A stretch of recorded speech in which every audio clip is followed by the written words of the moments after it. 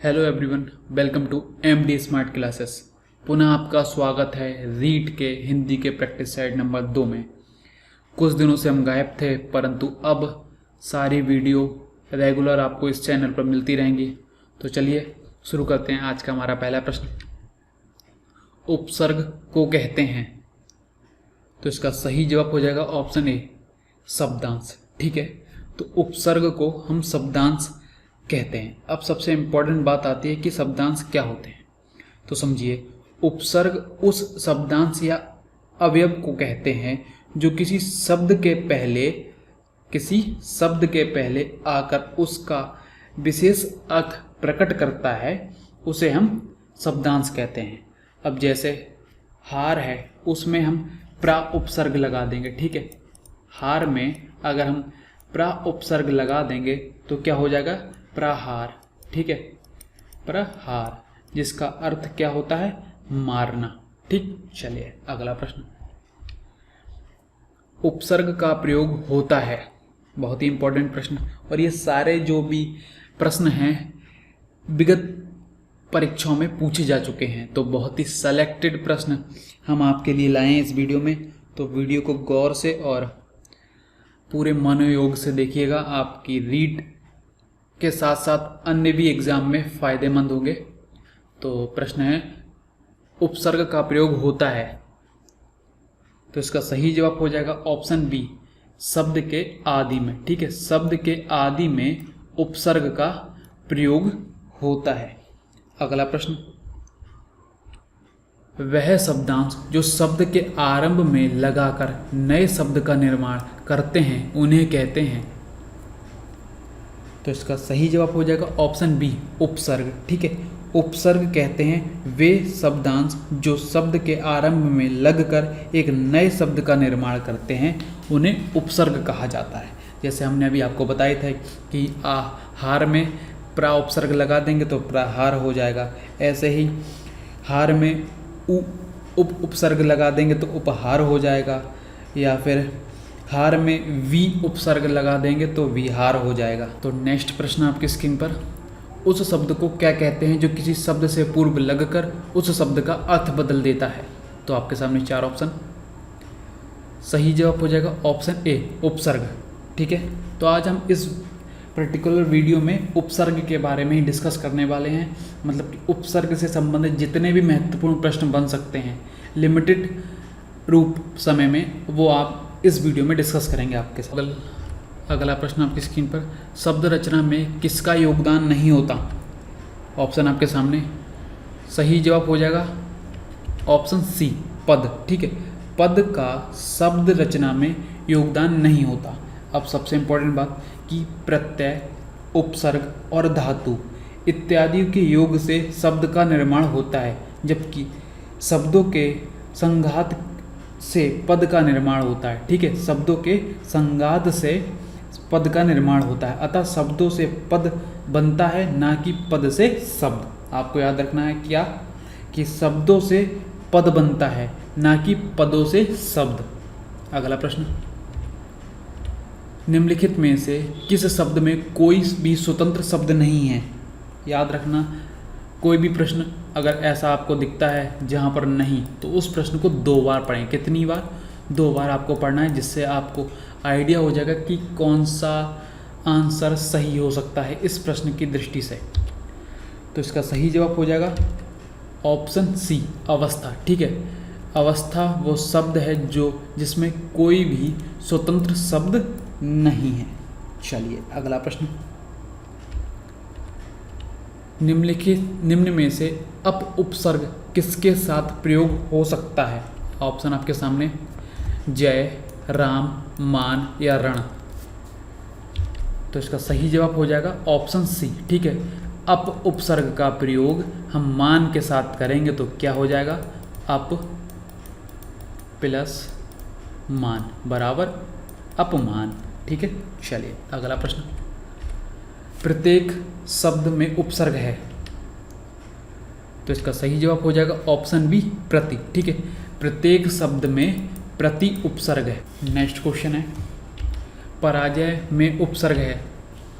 तो इसका सही जवाब हो जाएगा ऑप्शन डी, परा, ठीक है। पराजय शब्द में परा उपसर्ग है, ठीक। चलिए, तो इसका क्या अर्थ होता है?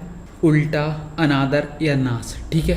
पराजय का क्या अर्थ होता है? उल्टा, अनादर या नाश। अगला प्रश्न, नेक्स्ट क्वेश्चन, निर्गुण शब्द में उपसर्ग है, तो इसका सही जवाब हो जाएगा ऑप्शन डी, ठीक है, निर। यहाँ आपको याद रखना है कि दो ऑप्शन दे सकते हैं निर, एक निर है, एक निर है, ठीक है। रा के नीचे रा लगा हुआ है, तो आपको बहुत ही गौर और ध्यान से प्रश्न के ऑप्शन को पढ़ना है, उसके बाद सही आंसर को सेलेक्ट करना है। तो सही जवाब हो जाएगा निर्गुण में निर उपसर्ग है। अगला प्रश्न, अनु उपसर्ग से बनने वाला शब्द है अनुचर, अनुपमा, अंतर या इनमें से कोई नहीं। तो इसका सही जवाब हो जाएगा ऑप्शन ए, अनुचर, ठीक है। अनु उपसर्ग से अनुचर शब्द बनेगा। अगला प्रश्न, संयोग शब्द में उपसर्ग एवं मूल क्या है?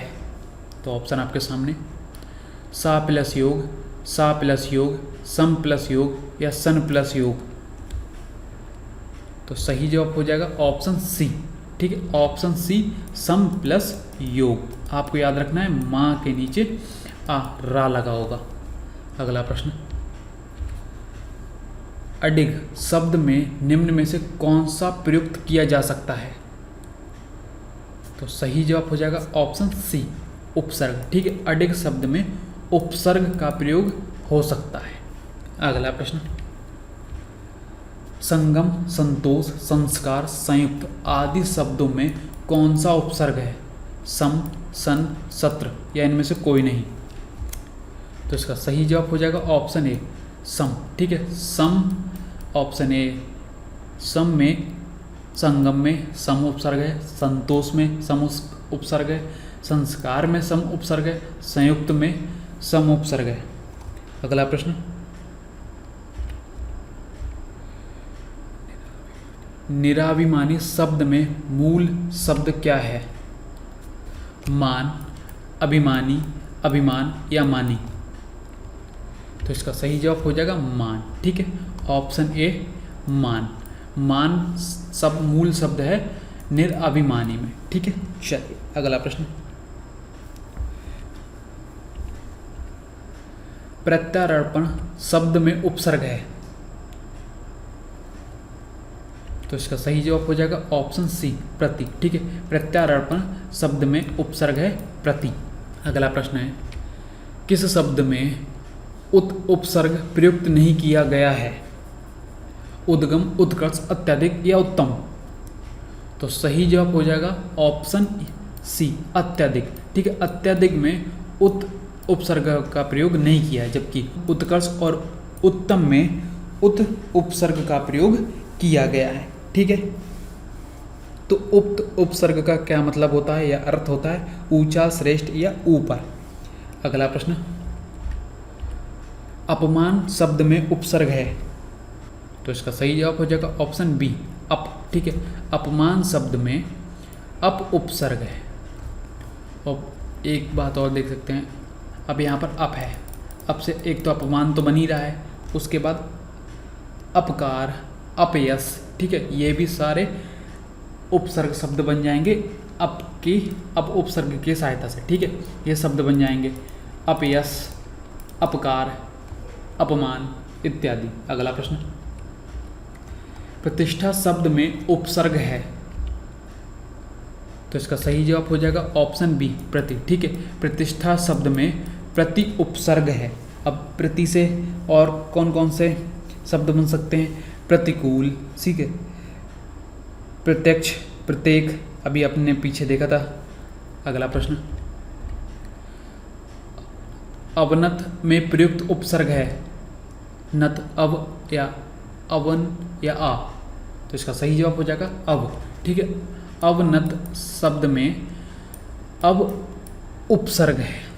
आई होप आपको वीडियो पसंद आई होगी। वीडियो पसंद आई तो वीडियो को लाइक करना ना भूलें, चैनल को सब्सक्राइब जरूर करें और साथ ही इस वीडियो को उन सभी दोस्तों के साथ अवश्य शेयर करें जिनसे आपका गहरा संबंध है। तो मिलेंगे अगली वीडियो में, तब तक take care, bye bye, god bless you all.